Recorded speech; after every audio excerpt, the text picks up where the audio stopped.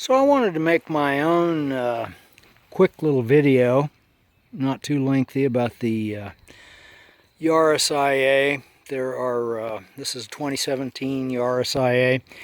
There are plenty of videos on YouTube of varying lengths, some of them quite lengthy, sort of explaining different bits of the car. And so the video I want to make is just sort of the fill-in bits that are kind of more or less important to me. So of course this is a subcompact car. Some people are complaining about it's built by Mazda for Toyota. Toyota has a contract with Mazda to build these things.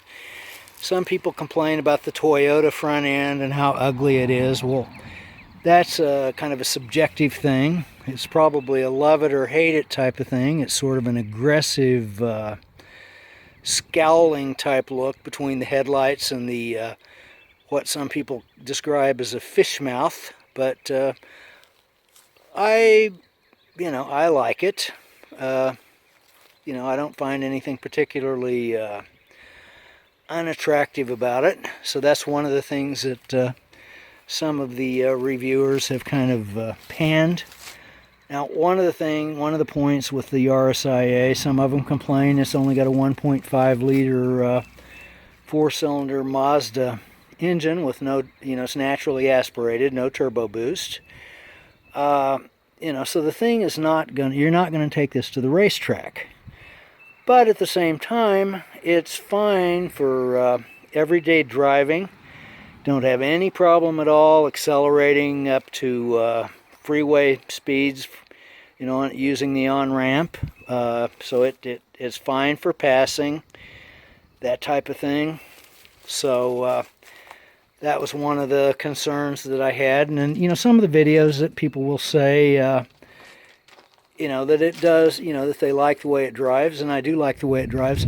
One of the other things that people complain about, some people have complained about, is, and it's more of a styling thing. So some of the people have complained about the center stack, it's kind of a touchpad, and it almost looks like a tablet on top of the dash, and they wonder why isn't that integrated into the dash for a more complete look?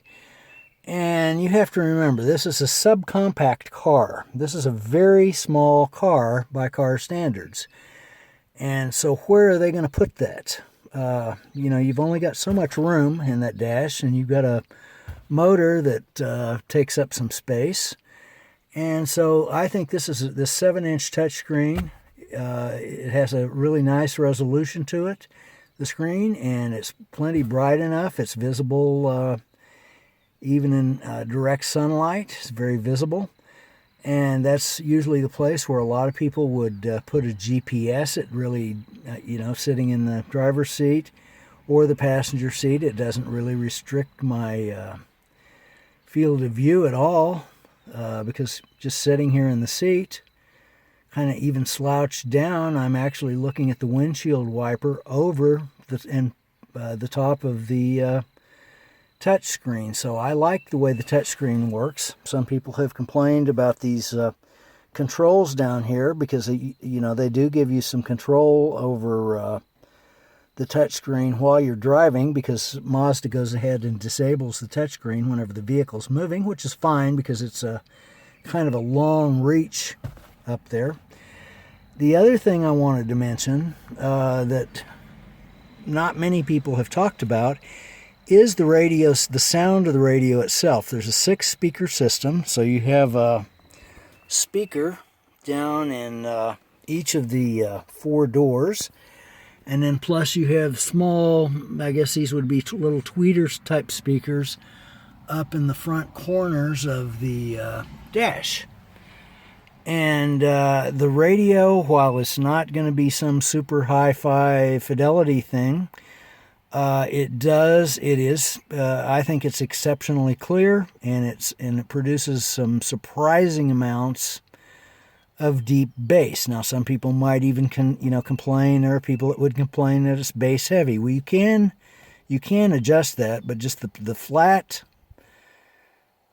zero position adjustments that are default result in some pretty decent sound. And I kind of hesitate to play any music because I don't want to get dinged here on YouTube, but I might be able to, if I can find an example of what the bass sounds like, then I'll see if I can play just a short clip of it.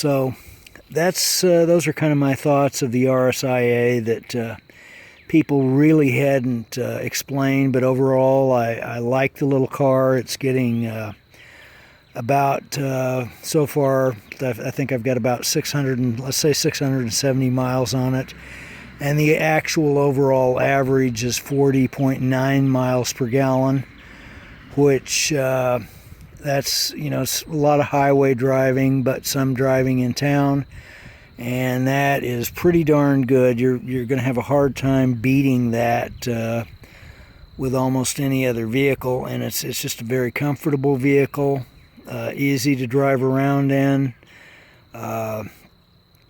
easy to park, very impressive vehicle overall.